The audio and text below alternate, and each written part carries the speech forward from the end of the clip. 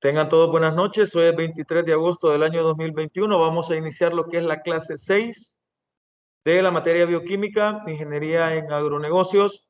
Y el tema que nos toca en este momento es el agua y el pH. Vamos a hacer un pequeño recorrido sobre esta fantástica molécula y también la interpretación que se le puede dar a lo que es el pH como pues uno de las herramientas básicas y fundamentales que se tienen para lo que es el estudio de la bioquímica, ¿verdad? Entonces, vamos a comenzar. Voy a compartir lo que es la diapositivas para que podamos iniciar en este momento.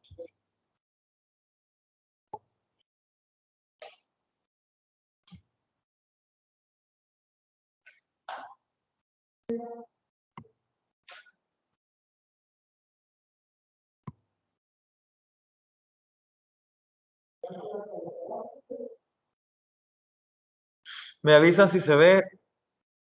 Se ve. Sí, ya se mira. Bueno, voy a ir pasando lo que es la diapositiva y si en algún momento se traba, pues me dicen, por favor, que eso.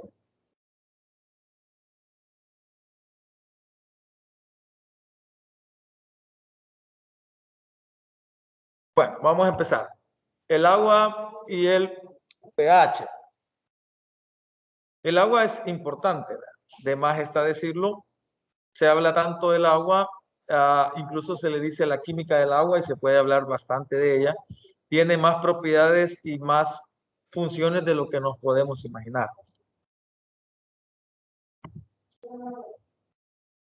El agua, pH y soluciones amortiguadoras, aunque más que todo el agua y el pH.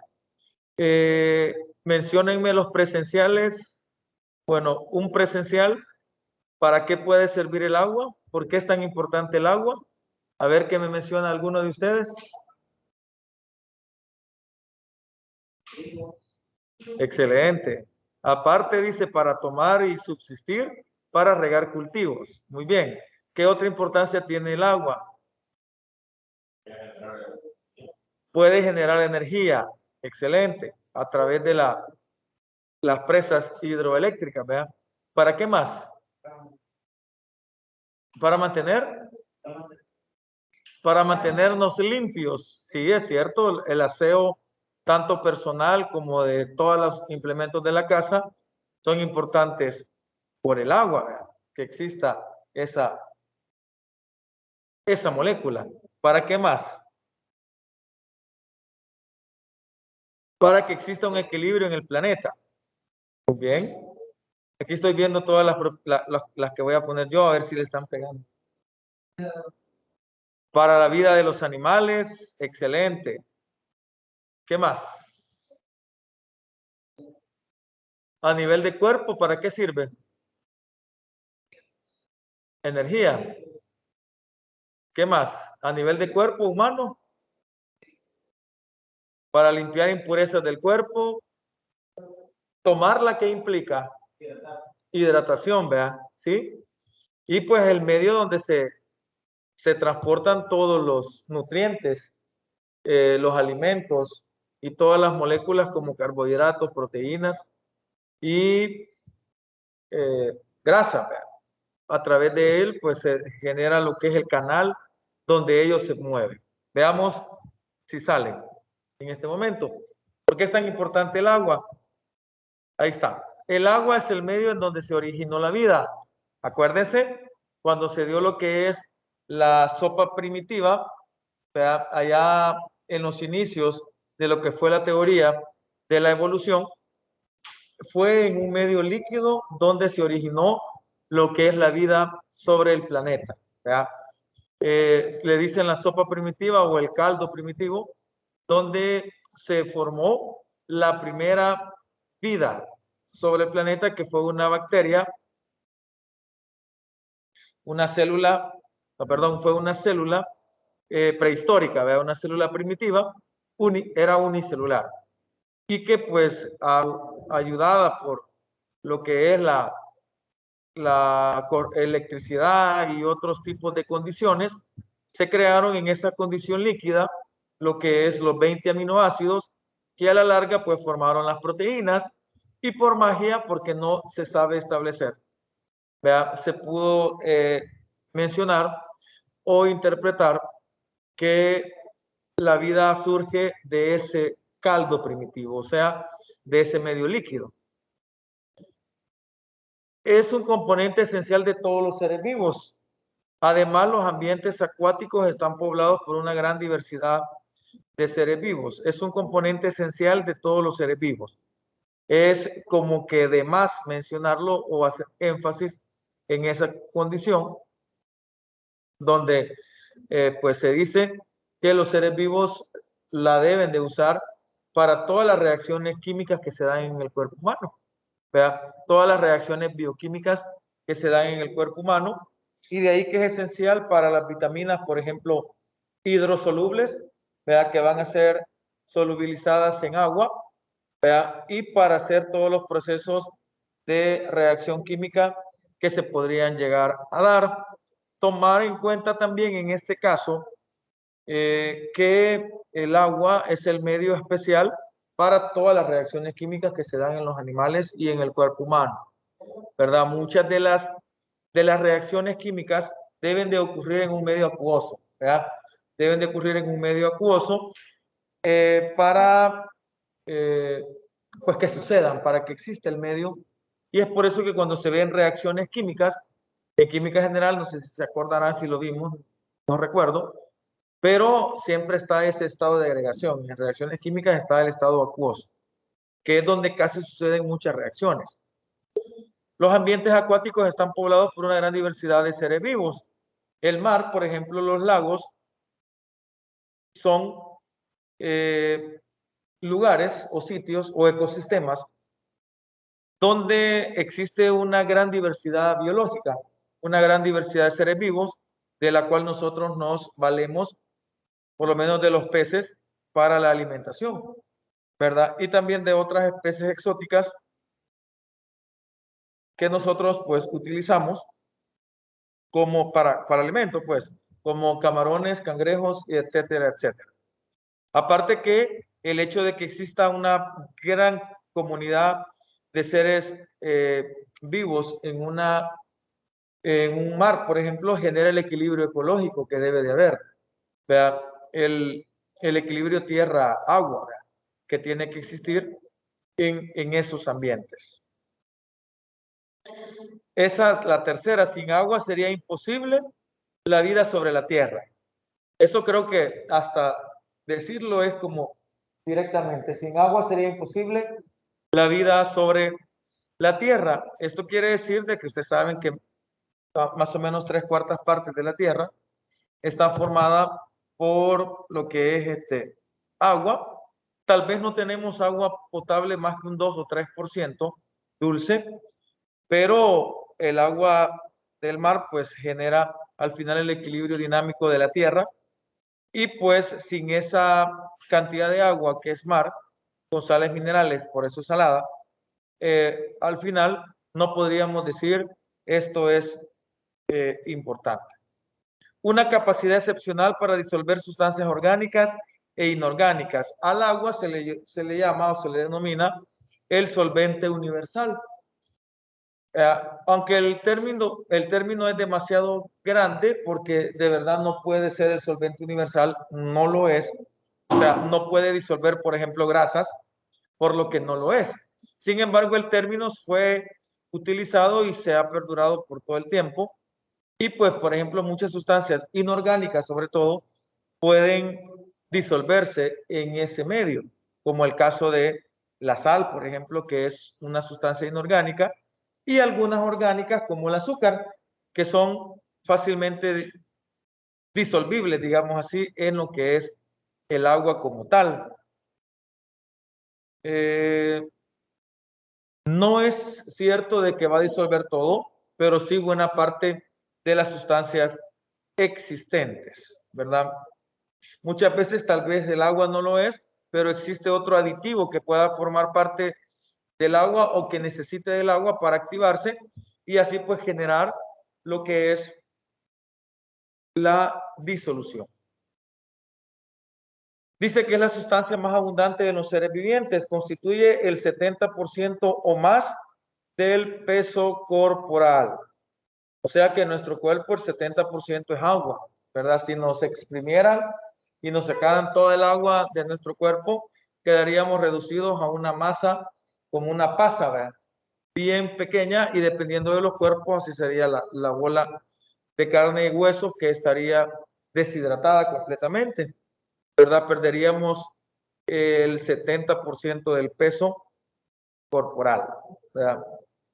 Es, por ende, la sustancia más abundante en el cuerpo humano. En un recién nacido se dice que hasta el 80%, 90% puede ser de agua. ¿Verdad? A medida que va, pues, aumentando eso, va decreciendo la cantidad de agua, pero se queda más o menos en un 70%. La importancia del estudio del agua estriba en que casi todas las reacciones bioquímicas del organismo tienen lugar en medios acuosos, lo que les venía diciendo. Toda la química del cuerpo humano sucede en medio acuoso, ¿verdad? Por ejemplo, cuando usted se come un carbohidrato, un polisacárido como almidón o trigo, en la boca, para que pueda descomponerse a monosacáridos y a disacáridos como glucosa y fructosa, que son las azúcares dulces, y la que nos da la sensación de que algo dulce nos comimos, aunque hayamos comido trigo o arroz, por ejemplo, eso sucedió porque existe agua en nuestra boca, de hecho, y pues también enzimas, ¿verdad? Que hacen que eso se dé de una mayor rapidez. Entonces, eso es importante. El agua, la estructura de la molécula del agua tiene carácter tetraédrico con una hibridación sp3 del átomo de oxígeno situado en el centro y dos átomos de hidrógeno dispuestos en dos de los vértices de dicho tetraedro. ¿Se recuerdan ustedes cuando hicieron la tarea en química general de la geometría de las moléculas? Y al final creo que tengo algunos todavía de ustedes que se me olvidaron borrarlo, porque se acuerdan que les pedí la tarea por fotos en WhatsApp, ¿verdad? Para hacer más rápido el asunto, y por ahí me quedaron algunos que no lo borré, ¿verdad? Por ahí andan, cuando hicieron su maqueta y todo. Y no sé si el agua estaba entre ellas, pero saben que el agua tiene forma de V, ¿verdad? Porque nos quedan, quiero ver, dos pares enlazantes y dos pares no compartidos.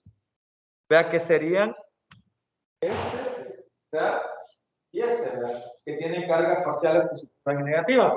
Y esas pues se ponen o se sitúan en un lugar bastante lejano, siempre al contrario de lo que es,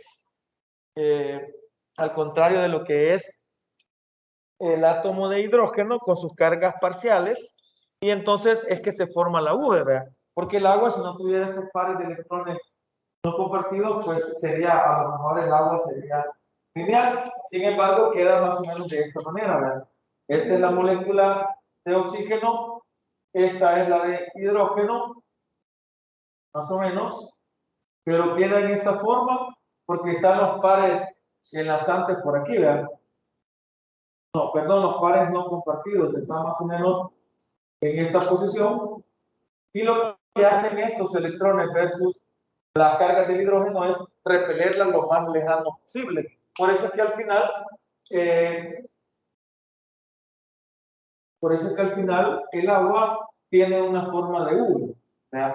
Sin embargo, tomándole en cuenta ya con lo que es los pares de electrones no compartidos, se genera lo que es un tetraedro, ¿verdad? Aquí se hace la prolongación y se forma lo que es un tetraedro, ¿verdad? Pero su forma es en forma de V, ¿verdad? Y se acuerdan de esa hibridación sp3, lo hablábamos al inicio cuando veíamos lo que era la química orgánica.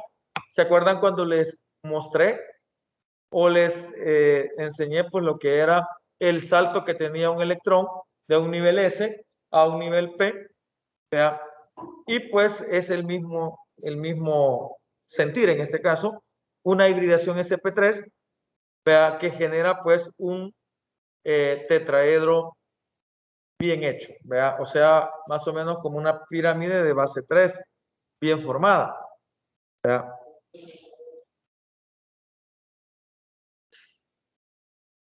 Aunque su forma es regular es en forma de V.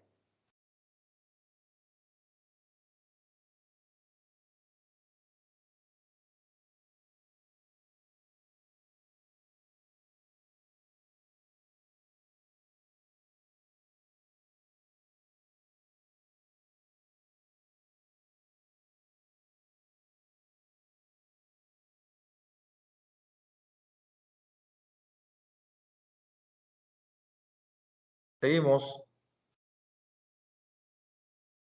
El agua. Las dos restantes direcciones del enlace corresponden a los otros dos orbitales ocupados, cada uno de ellos por una pareja de electrones.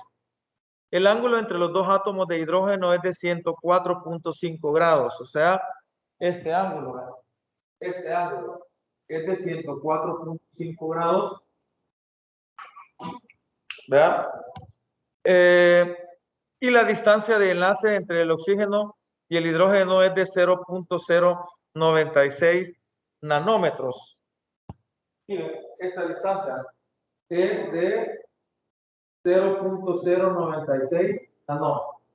A esa distancia está el bracito, digamos, de lo que es el átomo de hidrógeno versus el átomo de oxígeno.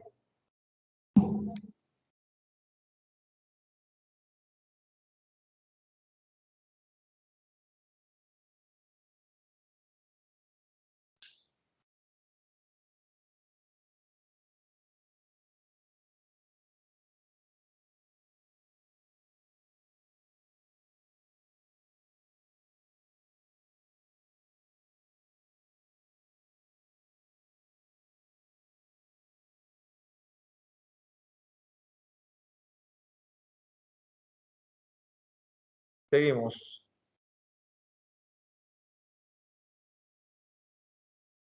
El agua, la estructura.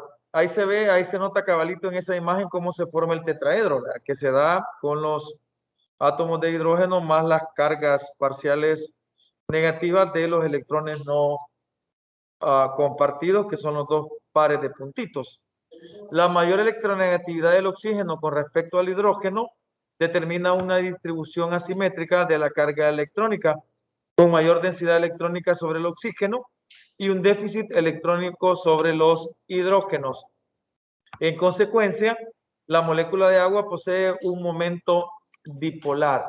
Cuando hablamos de que posee un momento dipolar, quiere decir de que el agua tiene dentro de su molécula, que ustedes saben que es un enlace covalente, y entre ellos va a existir no ganancia ni pérdida de electrones, sino que va a haber una compartición de electrones entre sí. Y cuando le decimos momento dipolar, quiere decir que la misma molécula tiene cargas positivas y negativas. O sea, dipolar, que tiene dos polos, polo positivo y el polo negativo. Entonces estamos hablando de que el hidrógeno tiene carga positiva, le vamos a llamar algo así, una letra que no la cosa. Y el oxígeno tiene una carga negativa. Cuando hablamos de la electronegatividad, estamos hablando de que el agua es esta molécula y lo deben de saber por química general, que siempre que usted vea una molécula de este tipo, el elemento que está a la derecha siempre va a ser más electronegativo.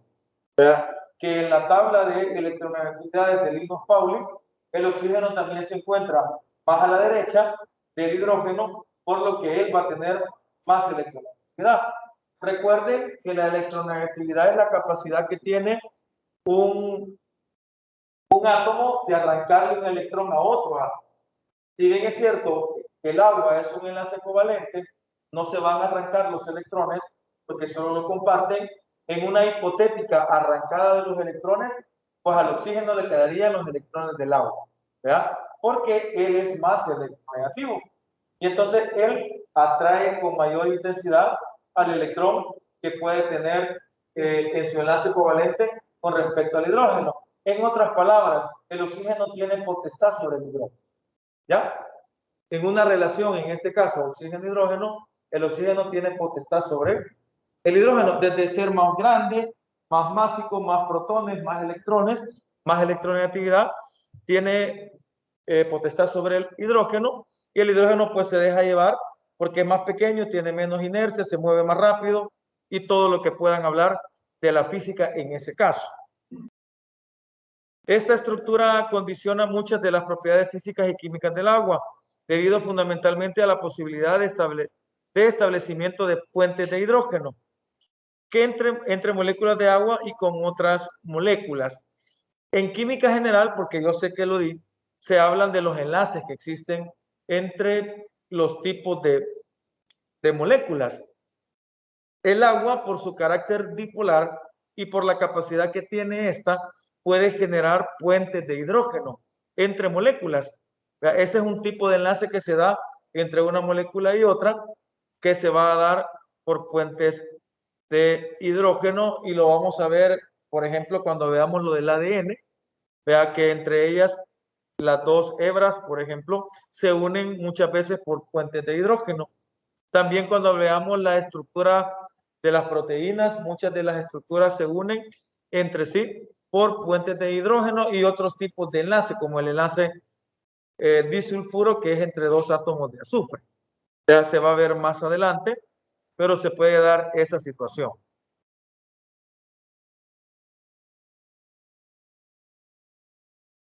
Puentes de hidrógeno. Un enlace por puente de hidrógeno se efectúa entre un átomo electronegativo y el átomo de hidrógeno, que por cierto es menos electronegativo, unido covalentemente a otro átomo electronegativo. Quiere decir de que el hidrógeno, que es la molécula en cuestión, con el oxígeno, forman la molécula de agua, y entonces la condición para que se dé un puente de hidrógeno, o sea, ese enlace que se da entre moléculas, es esta, que el hidrógeno esté unido covalentemente a otro átomo electronegativo. El hidrógeno esté unido covalentemente a otro átomo más electronegativo que él. Entonces ahí se da la condición. Entonces, cuando se da así, el enlace por puente de hidrógeno se efectuará entre un átomo electronegativo y el átomo de hidrógeno que reúna este requisito que el agua está reuniendo. Entonces, sobre el hidrógeno se va a poder adicionar, digamos, o unir otro átomo, ¿verdad?, que sea más electronegativo que él, y que el hidrógeno comparta con otro elemento, en este caso el oxígeno, esa condición de la electronegatividad.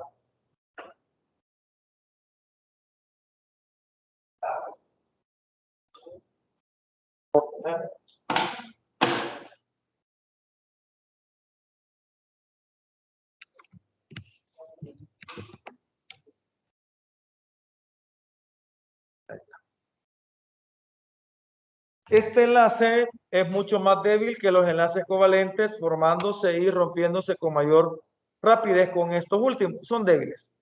Cada molécula de agua puede interactuar por puentes de hidrógeno con otras 4 moléculas de agua. Y aquí está cómo se genera. Miren, este es el agua, una molécula de agua.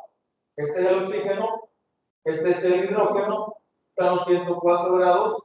Y entonces, vean, aquí se forma el puente de hidrógeno. Miren, donde este átomo de hidrógeno cumple con la condición de estar con uno más electronegativo que él y unirse a otro más electronegativo que él. Y aquí se da lo que es el puente de hidrógeno, y al final se genera una estructura entre moléculas de agua.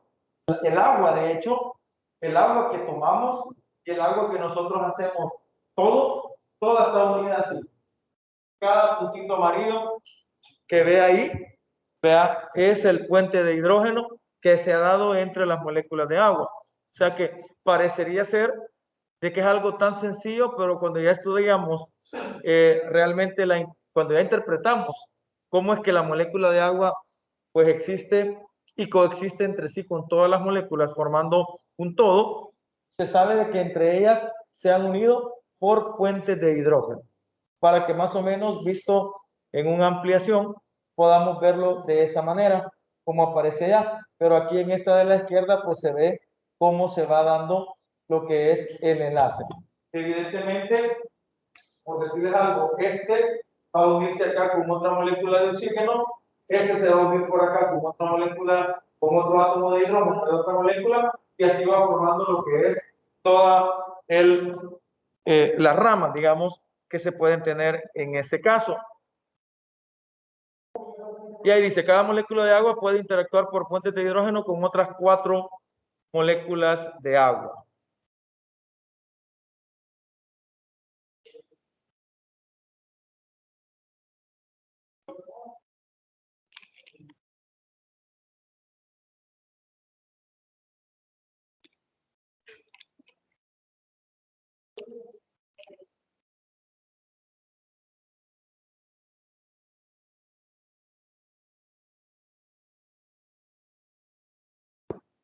La distancia entre el enlace del enlace hidrógeno-oxígeno, ahí es de 0.096 nanómetros, y la distancia del puente de hidrógeno entre el hidrógeno y el oxígeno, ¿verdad?, donde están las 3 rayitas, es de 0.177 nanómetros. Mayor, ¿verdad?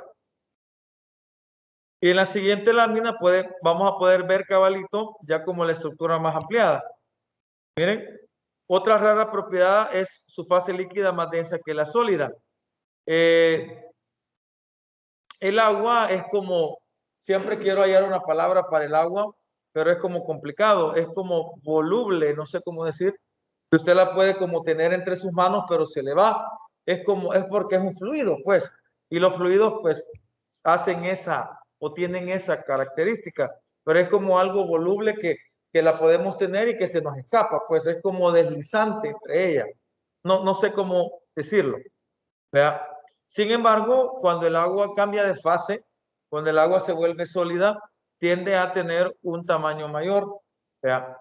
Si usted ve, por ejemplo, si usted pone una botella con agua de vidrio en la refri en la parte de arriba y no la sacó y se le hizo hielo, el siguiente día usted ve que se quebró, ¿verdad? Se quebró, porque el agua pues amplió su volumen, ¿verdad?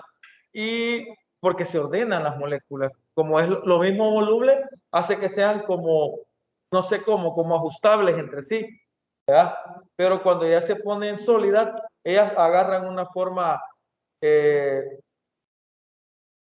rígida, digámoslo así, necesitando mayor espacio para que exista ya en esa fase. Por eso es que al final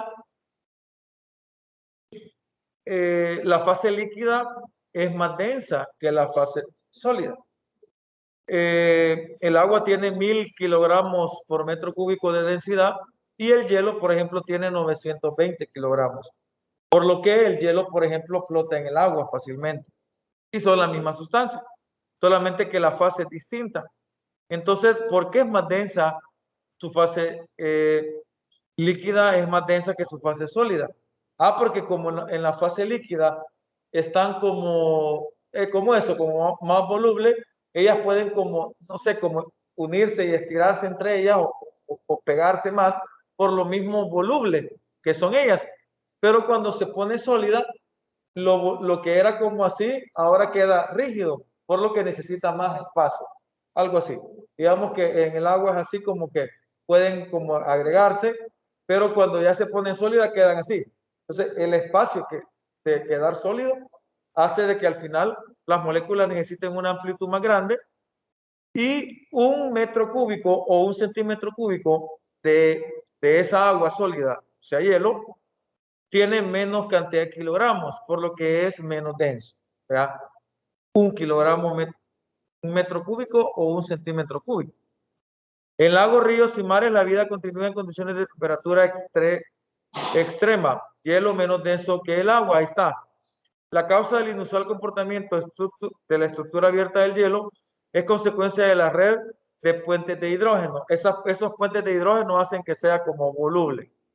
¿Verdad? Y ahí puede ver cómo se forma la estructura del agua y cómo entre molécula y molécula pues existe lo que es un puente de hidrógeno.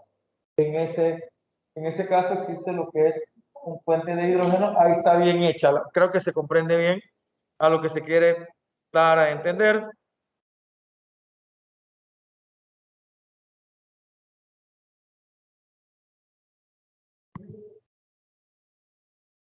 El agua ya visto como estructura es así. Arriba pues pueden ver ustedes cómo la molécula del agua, ahí bien se notan las moleculitas de agua donde se están uniendo entre sí, ¿verdad? Por arriba, por puentes de hidrógeno, ¿verdad? Y esta es como se vería ya como en la realidad. O sea, es bien bonito, yo lo veo así, como interesante, ¿verdad? En ese caso, sería la imagen que se puede tomar ahí. No, es bien difícil. Lo más que podemos ver es células. No, no, no. Otra de las propiedades físicas del agua es la elevada temperatura de ebullición. Sabemos que la temperatura de ebullición del agua es de 100 grados Celsius. Ahí está la barrita donde aparece la elevada temperatura de ebullición. En comparación con otros hidruros, la temperatura de ebullición del agua es mucho más elevada, 100 grados Celsius a una atmósfera de presión, manteniendo la líquida en un amplio margen de temperatura entre 0 y 100, posibilitando la vida en diferentes climas, incluso a temperaturas extremas. El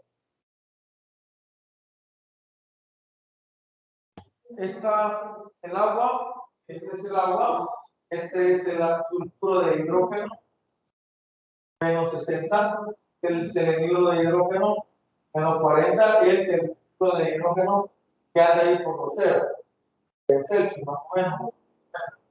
El agua sigue como esta forma, pues por eso la comparan con esa, aunque el agua no es ácida, las clases son ácidas, y por ser ácida, pues tiene un menor la presión de vapor que ejercen ellas es menor, por lo que muy rápido alcanza lo que es el punto de ebullición.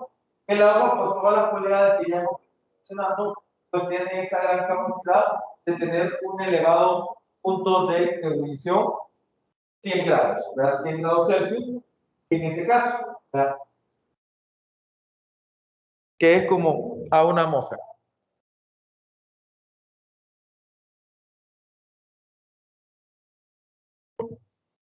El agua, propiedades físicas, elevado calor de vaporización.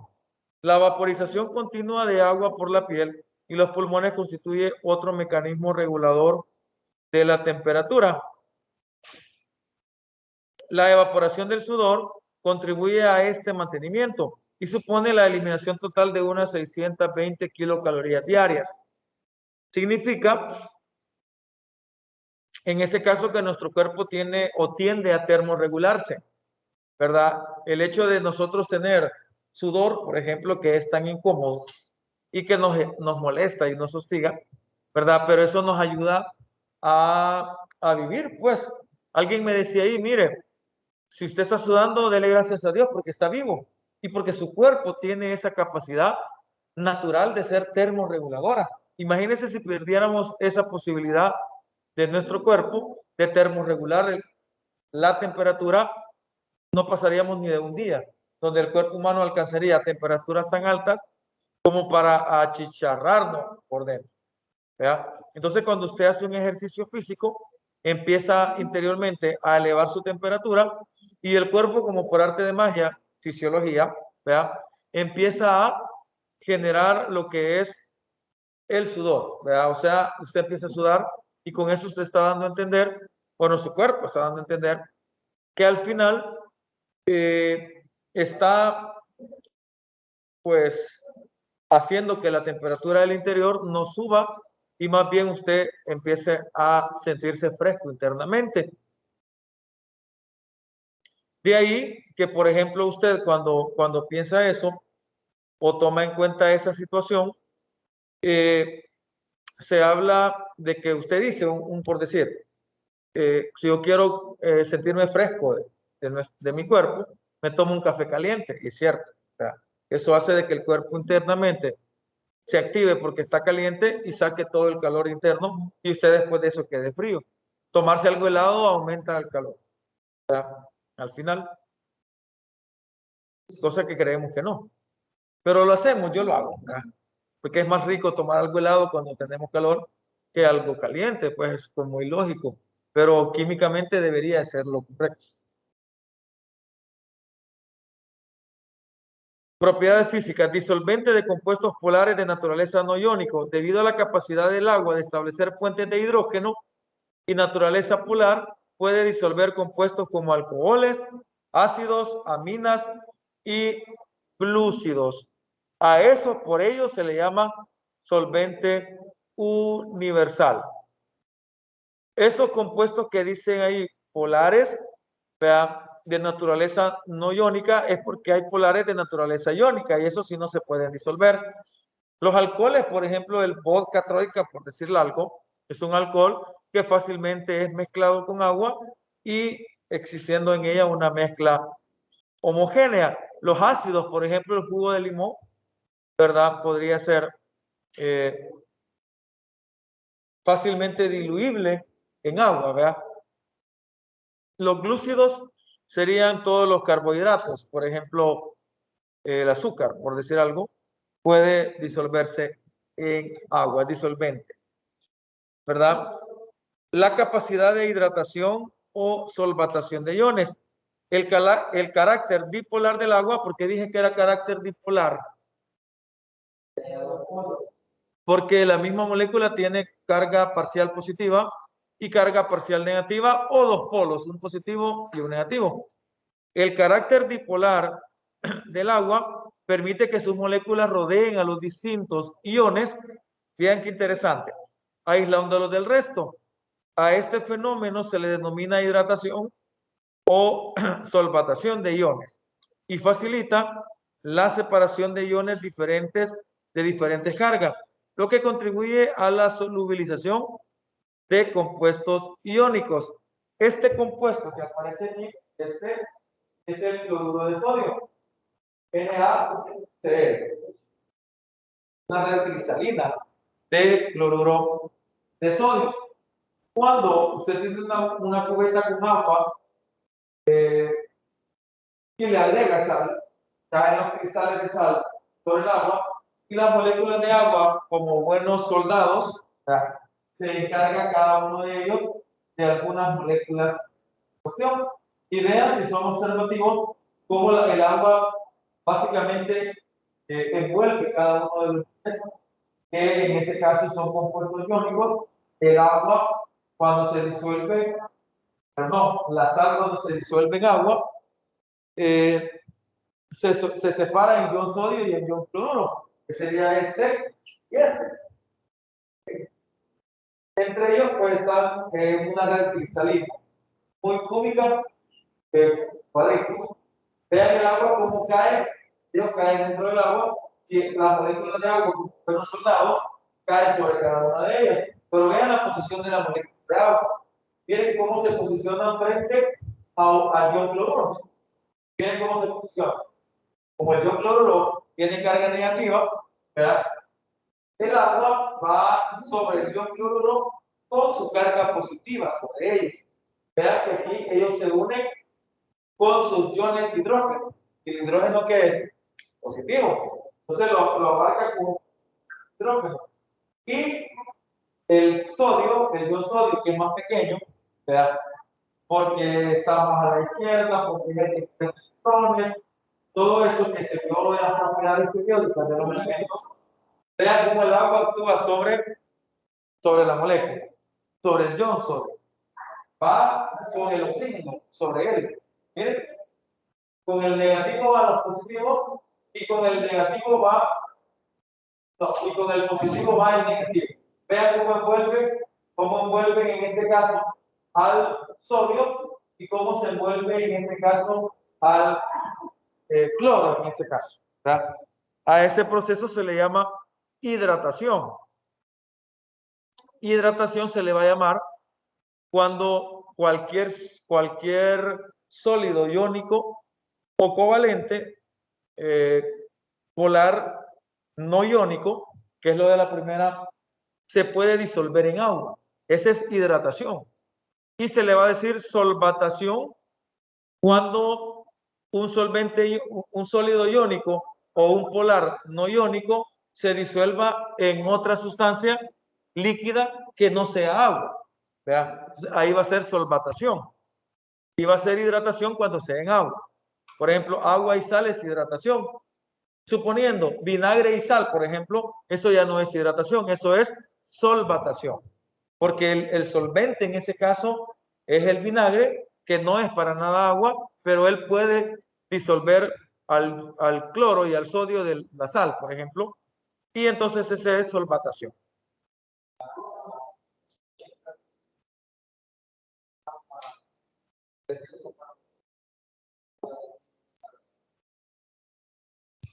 ¿Cómo? Es que cambia químicamente el agua. Y también es que el agua puede tomar El agua destilada, ¿sí? el cambio químico. En las baterías. El agua destilada para las baterías tiene una cualidad, no tiene iones sodio ni iones cloro, por lo que no va a oxidar nada de eso. Eso es lo que tiene el agua destilada. El agua destilada se puede tomar, o sea, es la más pura de todas las aguas. Y créanme que se puede hacer, pero nadie lo hace porque como es agua para baterías, pero la batería necesita ausencia de iones y el agua destilada no tiene iones. ¿Ya? El agua de chorro o el agua de bolsa tiene iones sodio, ¿verdad? Iones potasio, por ejemplo, en mínima cantidad, pero tiene. Entonces, eso es lo que no genera al final. Y los iones sodio, los iones potasio puede ser fácilmente oxidable o generador de un medio eh, iónico para que haya como electricidad. Y ahí se necesita ausencia de todo eso. Sigamos.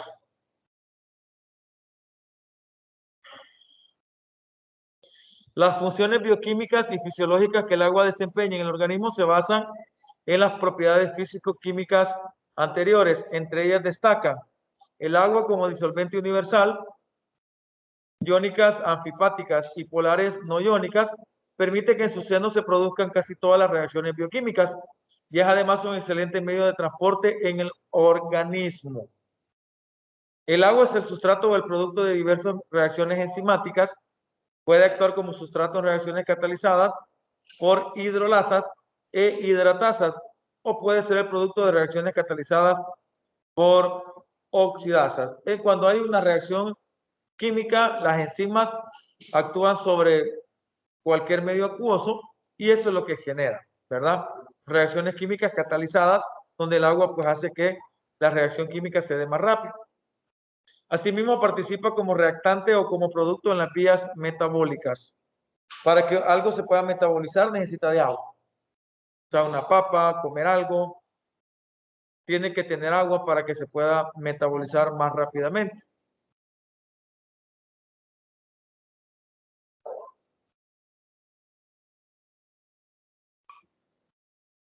Propiedades ácido-base del agua.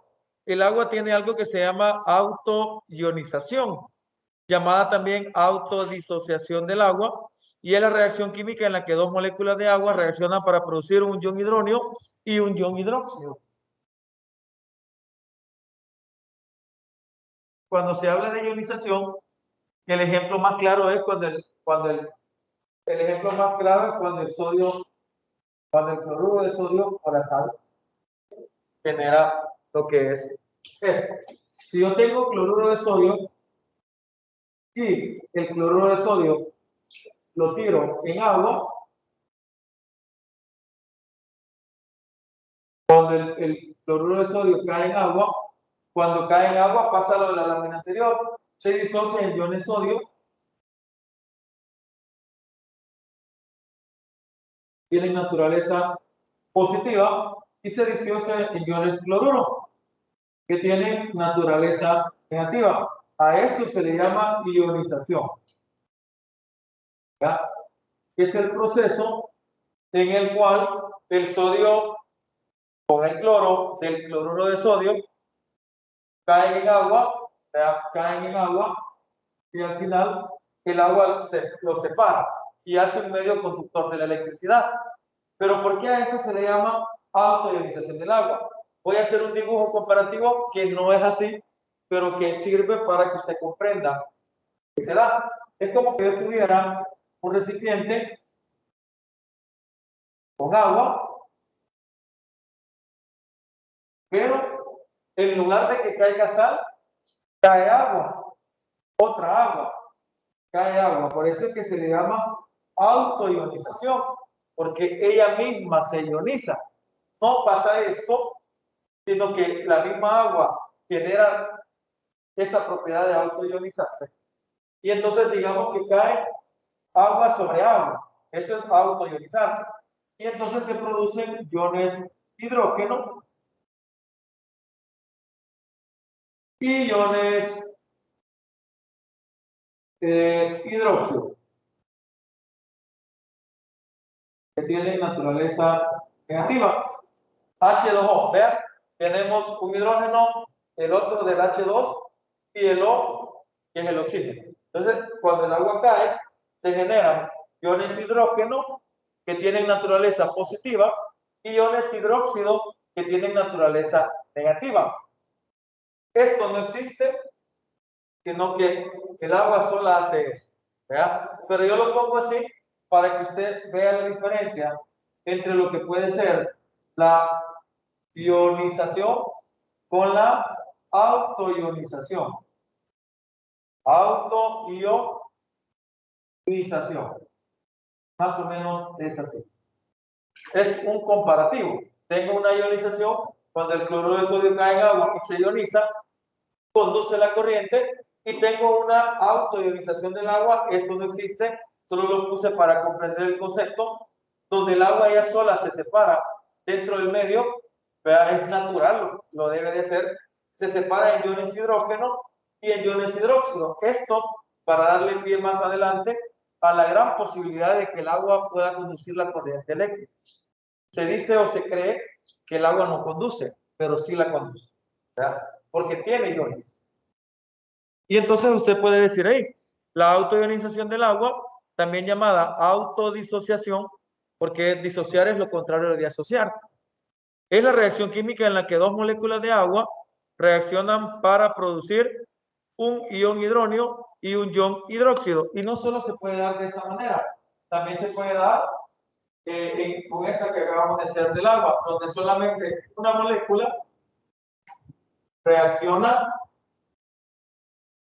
químicamente para generar un ion hidrógeno y un ion hidróxido. Y esto es igual a esto. ¿Ya?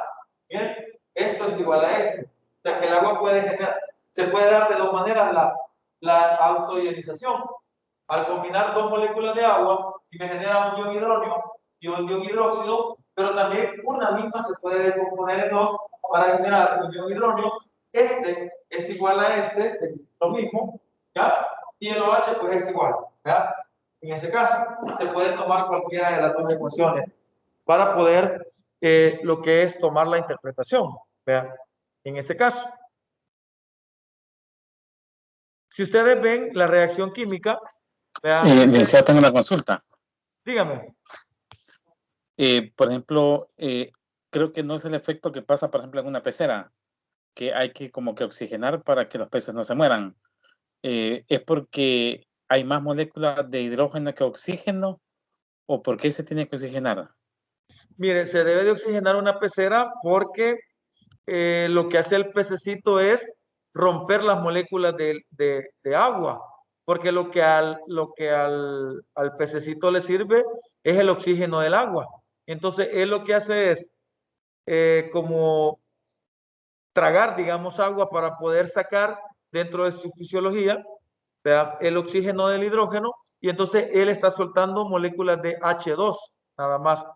Por lo que necesita oxigenar la pecerita para que el oxígeno que esté llegando se vuelva a juntar con el hidrógeno que ha soltado el pececito y pueda tener siempre más oxígeno para disponer. Si el pececito no le oxigenan el agua, al final va a quedar únicamente con átomos de hidrógeno y va a morir por falta de oxígeno. Ok, pero entonces no se ve ahí este proceso de autoionización, ¿verdad? Creo que es otro sentido, ¿verdad? Sí, quiero ver, no, es otro sentido, sí. Lo que él hace es quitarle el oxígeno al agua, pero el oxígeno queda como H2. Y en este caso no, en ese caso tanto el ion hidróneo como el ion hidróxido mantienen hidrógenos y oxígenos. Ok, gracias. Bueno, si ven la reacción química, dice H2O-L líquido más H2O-L líquido. La doble flecha me indica de que es una reacción reversible que puede ir directo o inverso. Y se produce H3O más acuoso más OH acuoso. Ven que abajo de H3O más y OH menos hay un 10 a la menos 7. Ese número que aparece ahí no es para nada inventado, sino que ya los científicos han hecho o han calculado, digamos, la cantidad de sustancias que hay en el agua, tanto de hidróneos de H3 o más como de hidróxidos o H menos. Y se ha determinado que en el agua, cuando se disocia o se autoioniza del ion H3 o más, hay una cantidad de 10 a la menos 7 molar, y de ion hidróxido existe la misma cantidad de 10 a la menos 7 molar, o sea, moles por litro de agua. El hecho, ojo con eso, de que digamos 10 a la menos 7 del hidróneo y 10 a la menos 7 del hidróxido, a la larga más adelante nos va a decir que el agua se considera neutra, porque tiene la misma cantidad de cargas positivas y de cargas negativas. A la larga vamos a ver eso. Vean acá. El producto iónico del agua, que se le va a llamar como KW, va a ser igual a los iones hidróneo multiplicados por los iones hidróxido. ¿Vea? Y entonces eso va a ser igual a 1 por 10 a la menos 14. ¿Qué quiere decir?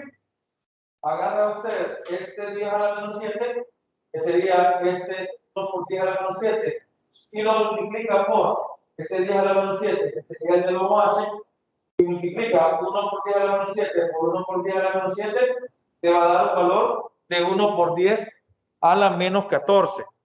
De ahí que lo que ve en la última fila de azul, 1 por 10 a la menos 14, es el resultado de multiplicar 1 por 10 a la menos 7 del H3 o más y el 1 por 10 a la menos 7 del OH menos.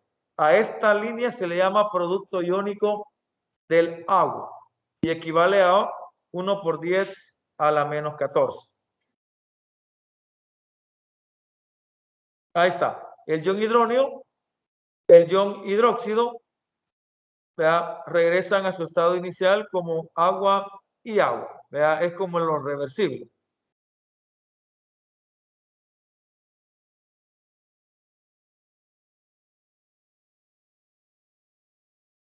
El agua, aunque sea pura, no es una simple colección de moléculas de agua.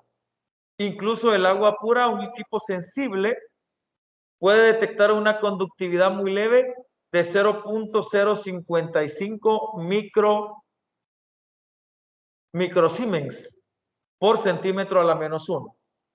El Siemens o el Siemens, ¿verdad? Que se representa con la S, es para la conductividad eléctrica, ¿verdad? Y según la teoría de Arrhenius, esto se debe a la presencia de iones. ¿Se recuerdan? Se los dije acá. Si el agua con sal conduce la corriente eléctrica, a esto se le llama ionización. Evidentemente, si el agua se autoioniza, ¿qué quiere decir autoionizarse? algunas moléculas, aunque sean pequeñas, van a generar iones hidrógeno y iones hidróxido. Y entonces eso va a generar que el agua, aunque sea en poquísima cantidad, conduce la corriente. No es correcto o es falso decir que el agua no conduce la corriente eléctrica. Sí la conduce. Lo que sucede es que si nosotros agarramos una pilita o un toma corriente con alambre y un poquito y metemos los dos electrodos al agua pura, no vamos a ver que la lucita se encienda. ¿Por qué? Porque para que la lucita se encienda tiene que tener una conductividad mayor a esta cantidad. ¿Ya? Entonces no se va a ver. Pero si usted agarra un conductómetro, ¿ya? Va a detectar que tiene esa cantidad de conductividad. Leve, pequeña, mínima, porque esta es una pequeña cantidad la que hace, no como esta que todas se disocian, sino que una pequeña cantidad va a lograr al final que tenga esa conductividad. 0.055 microsiemens sobre centímetro, en ese caso. Por lo que no es correcto que digamos que el agua no conduce a la corriente. Miren cuánto estamos hablando solo del agua. No sé si alguna vez habían oído hablar tanto del agua como tal, solo del agua, imagínense. Ahí está, miren. Dos moléculas de agua forman un ion hidróneo, que sería el primerito, y un ion hidróneo, sí, y un ion hidróxido, el segundo. Más o menos es esto, miren. Ahí está. Agua más agua me va a generar iones hidróneo y iones hidróxido. Aquí está. ¿Verdad? Esto es exactamente el equivalente de esto. ¿Verdad? Es exactamente. Ahí está. Un agua más otra agua me genera un ion hidróneo y un ion hidróxido. ¿Verdad? En ese caso. ¿Verdad? Ahí está.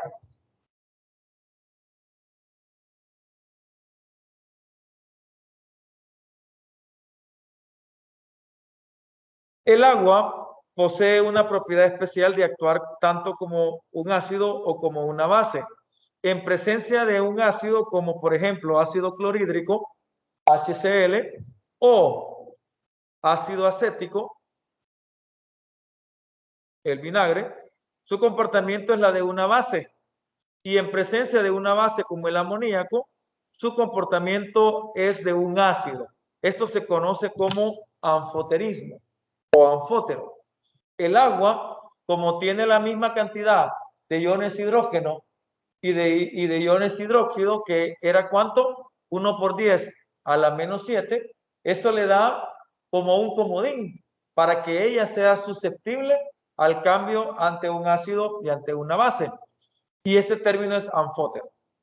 Si el agua se enfrenta a una base, es ácido el agua.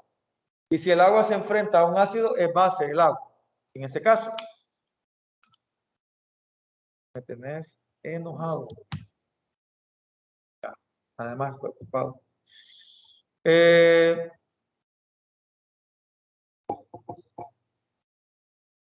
Si el agua se enfrenta al HCl, que es el ácido clorhídrico, o al vinagre, ¿verdad? Entonces el agua es una base.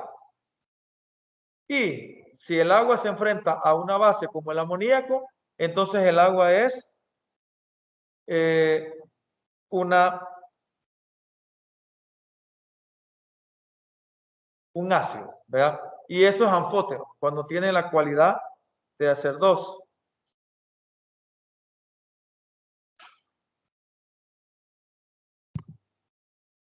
Ahí se ve, miren. Si este es un ácido, el de la izquierda, el CH3COOH, entonces el agua es una base. Y me da el ion acetato y el ion que es negativo y el ion hidróneo. Vean, ahí actúa como una base. ¿Verdad? Este es el ácido vinagre. ¿Verdad? Entonces el agua, ¿qué es? Es una base, porque él es un ácido. ¿Qué me da? El ion acetato y el ion hidrógeno. ¿Verdad? El otro, cabal me salió. Si el agua, no, si la base es el amoníaco, ¿verdad? Si el amoníaco es una base, es un hidruro no, con un metal, un hidrógeno con un metal, un hidrógeno metálico. El amoníaco es una base, ¿verdad? Sirve para los cultivos y todo eso. Entonces, ¿el agua qué es? Es un ácido. Esa es la propiedad anfotérica. Se le da el ion amonio y el ion hidrógeno, ¿verdad? Eso es como bien importante que lo tomemos en cuenta. El término anfoterismo, ¿verdad? Que es la cualidad que tiene el agua de ser ácido o ser base, dependiendo la condición.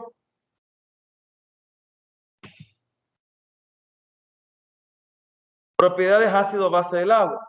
El hecho de decir que el agua tiene 1 por 10 a la menos 7, vamos a poner aquí, el agua tiene, aunque el ion hidrógeno tiene un valor de 1 por 10 a la menos 7, y el ion hidróxido también tiene un valor de 1 por 10 a la menos 7. Eso nos genera un 1 por 10 a la menos 14. ¿Cómo se le llama eso? Producto iónico del agua. ¿Verdad? Eso sería lo que se tiene que tomar en cuenta.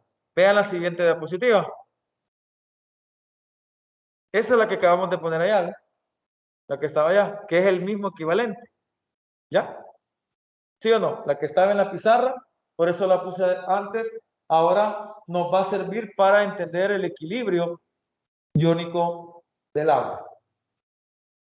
El H2O líquido se puede descomponer porque la ecuación química que están viendo es una ecuación química de descomposición, y al ser de descomposición, pues se va a generar ion hidróneo y ion hidróxido. A partir de ahí, y por conocimientos de química general, ¿verdad? Se genera lo que es el equilibrio químico del agua. El equilibrio químico del agua se lo voy a resumir, porque ¿cómo llegamos a esa ecuación? La constante de equilibrio, así se llama la constante de equilibrio, nos dice de que primeramente, vamos a trabajar con una K que es la constante de equilibrio, y la constante de equilibrio, así en palabras sencillas, me dice de que el segundo miembro, que sería en este caso los productos, van a quedar en el numerador y los del primer miembro van a quedar en el denominador. Entonces, como tenemos el H, va a ser H más elevado a la 1, porque él es 1, ¿verdad? Elevado a la 1. Si hubiera un 2 ahí, fuera H más al cuadrado. Eso es lo del equilibrio químico. Y el OH, ¿verdad? Que sería el segundo de allá, que también hay uno del OH, quedaría un OH negativo a la 1. Y en el denominador va lo del primer miembro, que sería el H2O. H2O. Elevado a la 1 también. Es como hablar del equilibrio químico. Para llegar a lo de las propiedades ácido-base. El agua es constante. El equilibrio químico nos dice de que cuando tengamos una ecuación química como esa, por ejemplo, en la constante solo me van a servir dos estados de agregación. Nos van a servir las sustancias acuosas y las sustancias gaseosas. Las líquidas y las sólidas son constantes, por lo que en la constante de equilibrio, todo aquello que sea líquido o que sea sólido se va a eliminar de la constante, o sea, se va a eliminar de aquí. De aquí se va a eliminar todo lo que sea líquido o lo que sea sólido, por lo que al final el H2O se va a quitar de acá. A ver si sale eso. Entonces, lo que sucede es esto, ¿verdad? El agua se elimina porque es constante. Si es constante, no varía con el tiempo, por lo que al final me va a quedar la constante del agua como H más por OH. Es lo que hablábamos del producto iónico, que es H por OH. Es este. ¿Ya? Al final, la constante del producto ion es el producto de la concentración molar de los iones H más y OH a una temperatura en particular. No sé si me doy a entender lo que queremos dar a entender.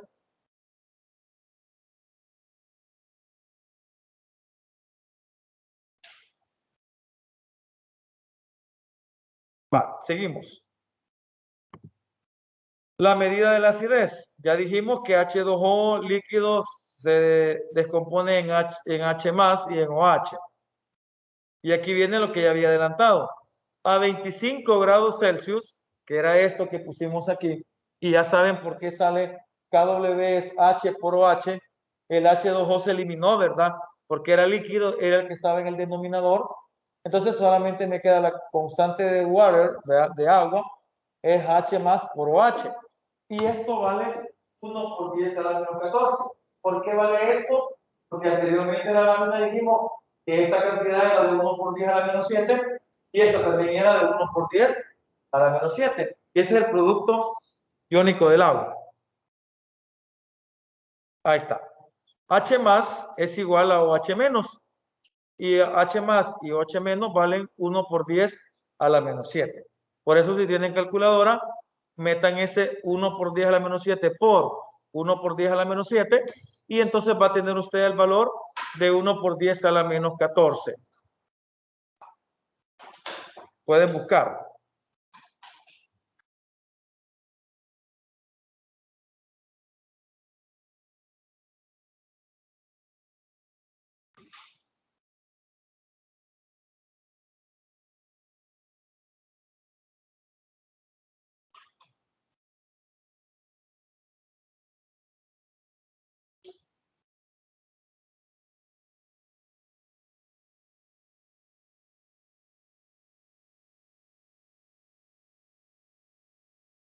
Vale.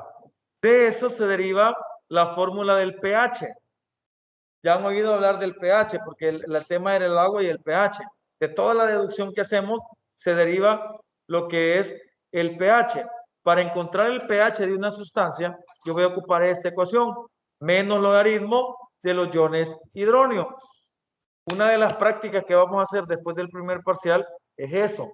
Vamos a sacar el pH y vamos a aprender a usar por lo menos el pHímetro, que ahí está, que hay. El de agua es 7, sí. Vamos a usar soluciones buffer para nivelar y ahí vamos a aprender a usar. El pH, para hallar el pH de una sustancia es menos logaritmo de iones hidróneo. Si usted conoce este valor, ¿verdad? Usted puede aplicar este valor aquí, ¿verdad? Y entonces encuentra el pH, ¿verdad? El agua, por ejemplo, tiene un OH, no, un H, ¿verdad? De 1 por 10 a la menos 7. Si usted le pone en la calculadora menos logaritmo, pone 1 exponente a la menos 7, le va a dar el pH 7. Por eso es que el agua tiene un pH de 7. ¿Ya? Y el 7 es el valor para lo neutro. Creo ver que sí, ¿verdad? La solución es, miren, si H más es igual a OH, la solución es neutra, ¿verdad? Porque tiene la misma cantidad de iones hidróneo y iones hidróxido, que ya dijimos que es esa, ¿verdad? Eso es para el agua, cabalito. O sea, el hecho de entender los ácidos y la base, el hecho de decir el jugo de limón versus la lejía, tiene que haberse entendido lo del agua primero y entender que todas las soluciones van a tener iones hidróneo y iones hidróxido en la misma cantidad para llegar a ese valor que es de 1 por 10 a la menos 14. Entonces, si los iones hidróneo son iguales a los iones hidróxidos, que es este caso, ¿ya? Entonces la solución es neutra. ¿Para quién es ese tipo? Para el agua. Ya pudieron haber metido menos logaritmo de 1 por 10 a la menos 7, le dio 7. Y eso es neutro.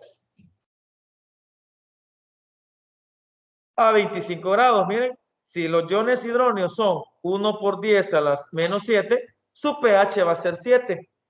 O sea, usted lo que hace es, esto lo lleva a esta ecuación y le va a dar el pH igual a 7. ¿Verdad? ¿Qué pasaría si es ácida? Miren, si es ácida la sustancia, quiere decir que los iones hidróneos son mayores que los iones hidróxido. O sea, hay más hidróneo que OH. Entonces, si H más es mayor que 1 por 10 a la menos 7, el pH es menor que 7. 6, 5, 4, 3, 2, 1. Ahora bien, ¿quién es mayor que 1 por 10 a la menos 7? ¿1 por 10 a la menos 8 o 1 por 10 a la menos 6? ¿Qué es mayor? Es 1 por 10 a la menos 6 es mayor que 1 por 10 a la menos 7.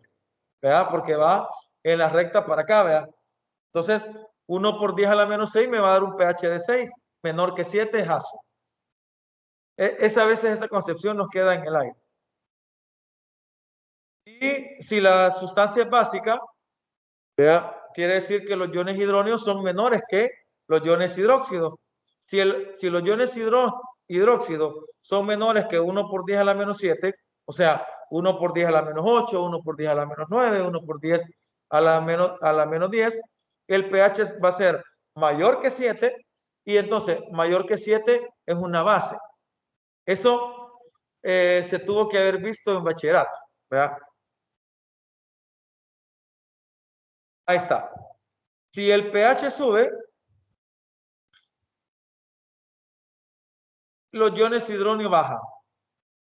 Ahí está. Si el pH sube es porque los iones hidróneo bajan.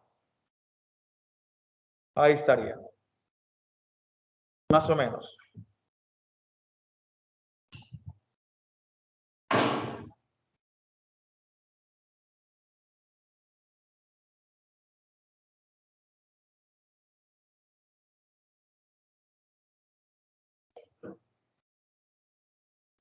Vale, sigamos.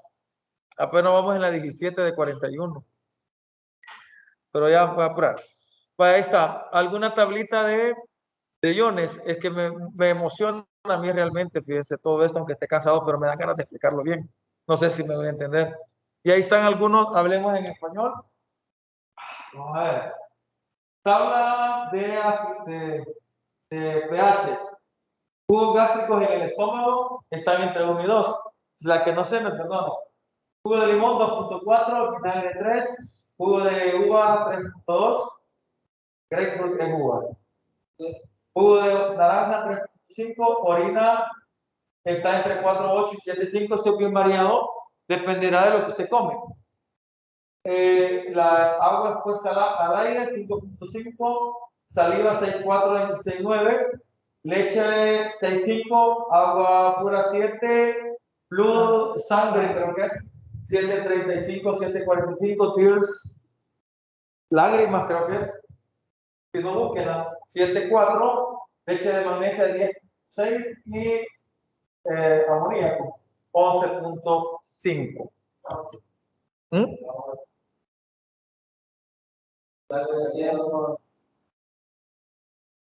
El agua expuesta al aire en un largo periodo de tiempo absorbe dióxido de carbono atmosférico y ácido carbónico. Y entonces ahí les presento un pHímetro. Ese es un pHímetro. Ese de esos no hay, ¿verdad? Los pHímetros que hay aquí son como plumones de los marcadores, ¿verdad? Que tienen una pantallita, son caros, ¿verdad? Y siempre se nivelan con soluciones buffer, ¿verdad? Para que pueda nivelarse y cabal. Solo metemos en cualquier sustancia y ahí la pantallita le marca el pH que tiene cabalito.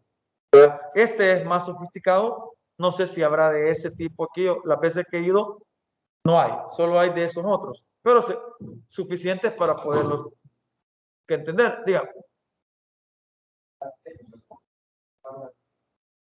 Sí, el agua del mar es diferente. Es más, puede ser más básica. Ajá. O más, dependiendo de los minerales que estén en ese pedazo. Sí.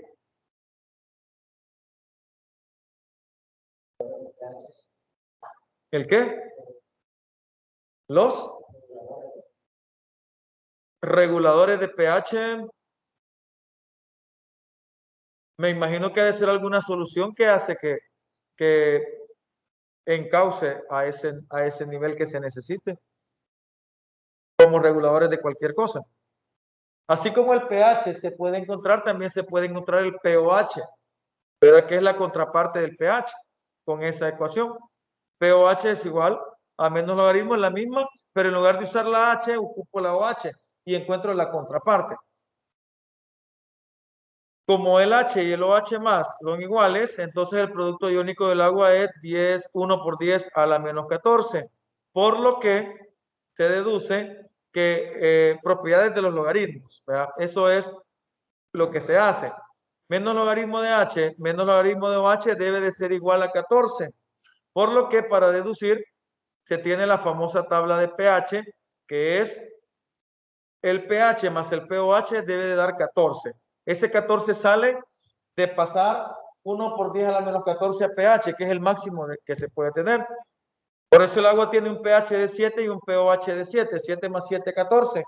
El limón tiene un pH de 2, tiene un pOH de 12 para llegar a 14.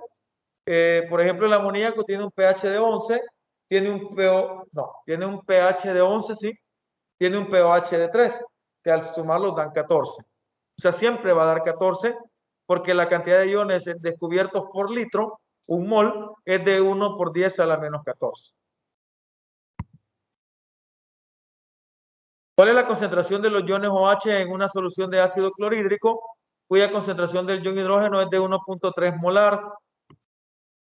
Ahí está. Recuérdense, el H y el OH debe de ser 1 por 10 a la menos 14, pero me están dando el valor de H, que es 1.3 molar. Entonces, como ya tengo el valor de H, ¿ya? Que sería el que nos dan aquí, es este, y nos piden esta cosa, ¿ya? Por lo que este H que está multiplicando va a pasar a dividir aquí, ¿ya? Entonces puede dividir 1 por 10 a la menos 14 entre 1 por 3, ¿ya? Creo que está acá. Y se da el ejercicio. Ahí está, miren, el OH queda así. El H que está multiplicando pasa a dividir, entonces voy a tener KW sobre H más. Y al final tendríamos que es 1 por 10 a la menos 14 entre 1.3. Y eso me va a dar 7.7 por 10 a la menos 15. 1 o 2 como máximo. Sí, se puede. Ahí se ve. Si notan, este es el producto iónico del agua. Usted sabe que esto por esto le va a dar 1 por 10 a la menos 14 y en un ejercicio le van a dar uno de los dos. Si le dan este, vas a dividir. Si le dan este, vas a dividir y encuentro la otra por división.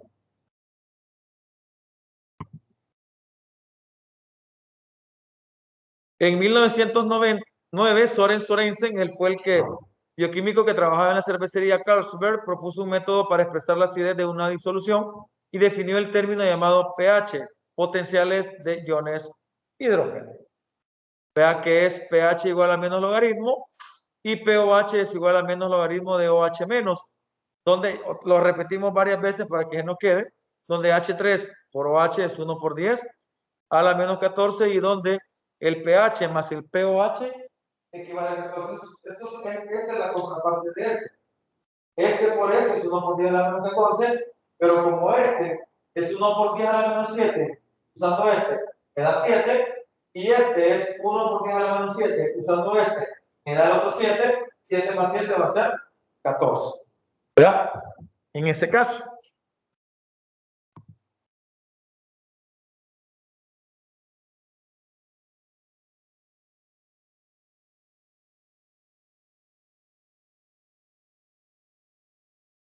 Ya no vamos a ir. Siempre va. Escala de pH, ahí está, miren. A medida que es básico si el pH es mayor que 7. Es neutro si el pH es 7. Es ácido si el pH es menor que 7. ¿Verdad? Eso es lo que se debe de comprender. La siguiente nos da una forma más fácil de comprender. Ahí está. Miren. Lo ácido es de 7 hacia el 1 y lo básico es del 7 hacia el 14. La leche, la cerveza, el zumo de limón son ácidos. La sangre, el agua de mar y el amoníaco son básicos. Ahí está el agua de mar, miren, pH 9 más o menos. Y el agua destilada es pH 7. Esta es nada más referencia. Estos son los dígitos o los decimales de cada ion, ¿verdad? De cada forma. Si es 0, es 10 a la 0, ahí está. Si es 1, si es 2, si es 3, si es pH 14, ahí está la cantidad de iones hidrógeno. y la cantidad de iones hidróxido ya utilizando el decimal. Ejemplo, el pH de una disolución acuosa es 12.6. ¿Cuál será la OH y el pOH a la temperatura de 25 grados Celsius? Dice, el pH va a ser menos logaritmo de H3 o más. Eso va a ser igual a 12.6, de donde se deduce que H3 o más es igual a 10 a la menos pH. O sea, es esto, miren. El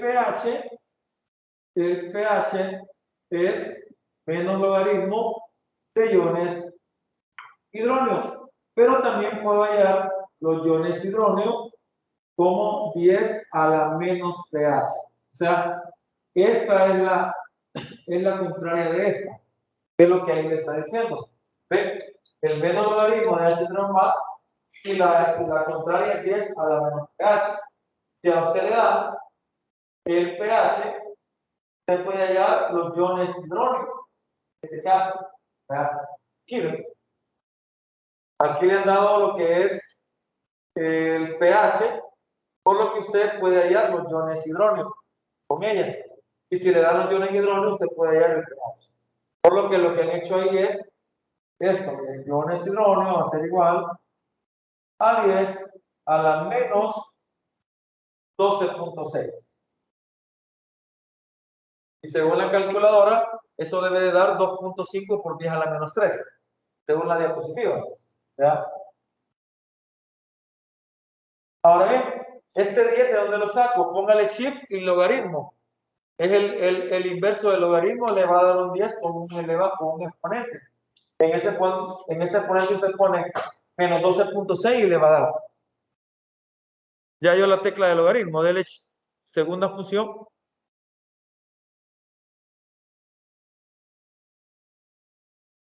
Ah, pues estamos bien, vean. Es la contraria.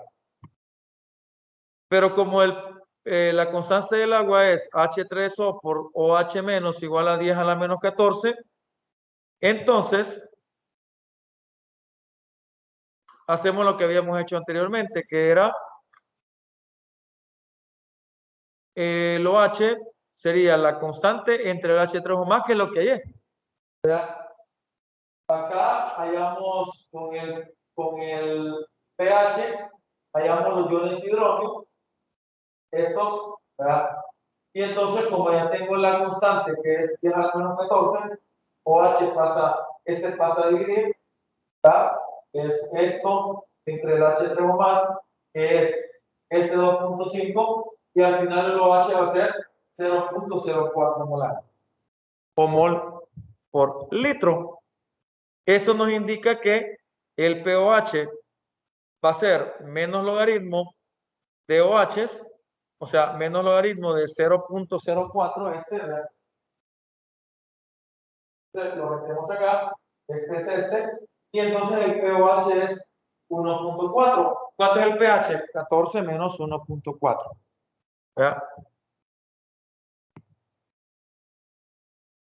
Comprobamos cómo el pH más el pOH es igual a 12.6 más 1.4 en ese caso. Ya me doy la garganta. Bueno, vamos a seguir porque creo que vamos avanzando bien. ¿Qué es un electrolito? Un electrolito es cualquier sustancia que contiene iones libres, lo que se comportan como medio conductor eléctrico. Lo que había hecho ahí, un electrolito es una sustancia que conduce la corriente. Debido a que generalmente consisten en iones en solución, los electrolitos también son conocidos como soluciones iónicas, pero también son posibles electrolitos fundidos y electrolitos sólidos. Comúnmente los electrolitos existen como disoluciones de ácidos, bases o sales. Los ácidos y bases fuertes también se conocen como electrolitos fuertes. Los electrolitos fuertes, si usted le pone un foco a esa sustancia, enciende fuerte, y los débiles encienden suave, ya que existen en disolución acuosa exclusivamente como iones. Significa que los ácidos y las bases fuertes son las que se disocian por completo en solución acuosa. Cuando hay electrolitos fuertes, por lo general toda la sustancia que cae se disocia completamente.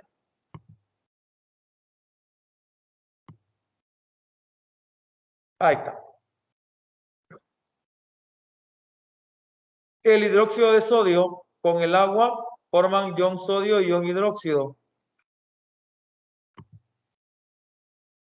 Y el ácido nitroso con el agua genera el ion hidrógeno y el ion trato. Son iones que se disocian para formar electrolitos que conducen la corriente. Ahí están algunos ácidos fuertes: el ácido clorhídrico, el ácido HCl4, ácido perclórico, el ácido nítrico, el ácido sulfúrico, el ácido clórico, el ácido bromhídrico y el ácido yodhídrico. Ácido clorhídrico, ácido perclórico, ácido nítrico, ácido sulfúrico, ácido clórico, ácido bromhídrico y ácido yodhídrico. Son ácidos fuertes. Y bases fuertes son el hidróxido de sodio, hidróxido de potasio, hidróxido de litio, hidróxido de rubidio, hidróxido de cesio, hidróxido de estroncio, hidróxido de calcio, hidróxido de bario. Son bases fuertes. Más o menos en la siguiente imagen se ve cómo se da la disociación. Miren. Ahí andan sobrenadando los iones, y si hay sobrenadando iones pueden conducir lo que es la corriente eléctrica. Los ácidos y bases débiles son llamados electrolitos débiles.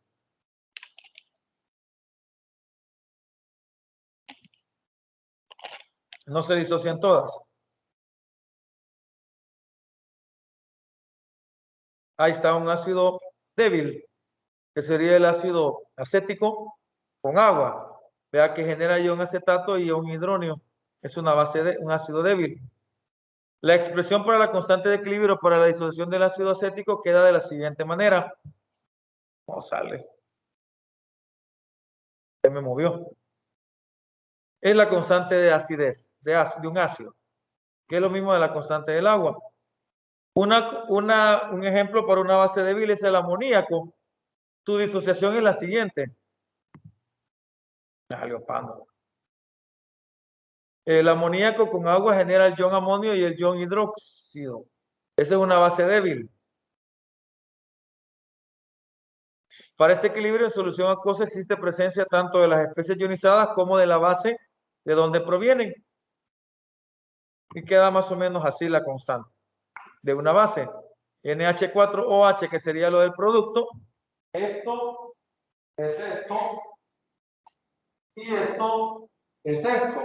Vean cómo en la constante ya se quitó el H2O, vean, que es líquido. Los demás se quedan porque son acuosos y gaseosos. Vean lo que les decía al principio. Ya casi.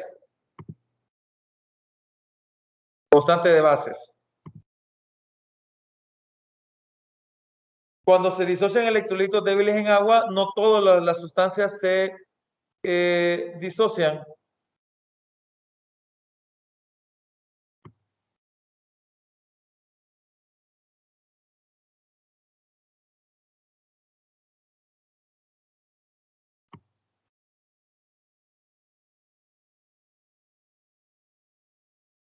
Con un poco de más tiempo pueden revisar esta sustitución, ¿verdad? Para llegar al pH de 1.69, lo que habíamos visto anteriormente. Por ahí saltando, por ir acabando ya. Ahí más o menos así como este que está aquí es el pHímetro que se tiene aquí. El de allá, el de la derecha. ¿Verdad? Un pHímetro es un instrumento que mide el pH de una disolución y sirve para detectar el punto final de una valoración ácido-base. Consta de un electrodo de plata cloruro de plata de potencial constante en una disolución 0.1 molar de ácido clorhídrico dentro de una membrana de vidrio que mide la actividad de los iones hidróneo capaces de atravesarla y de una unidad lectora que hace una medida directa del potencial eléctrico del electrodo y señala en una pantalla el valor del pH. Nos quedamos hasta acá. Instrumentación automática para titulaciones. la titulación ácido-base es ir agregando con una máquina sustancias hasta alcanzar una cantidad de ácido y de base. Hasta por aquí, pues creo yo que podemos quedar. Estamos en la 34 de 41.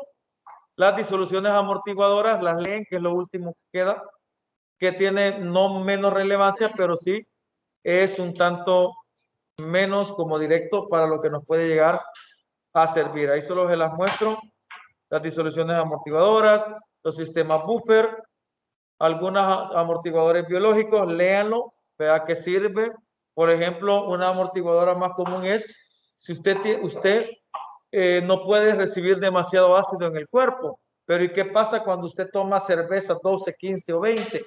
¿Cuánto ácido le está metiendo al cuerpo humano?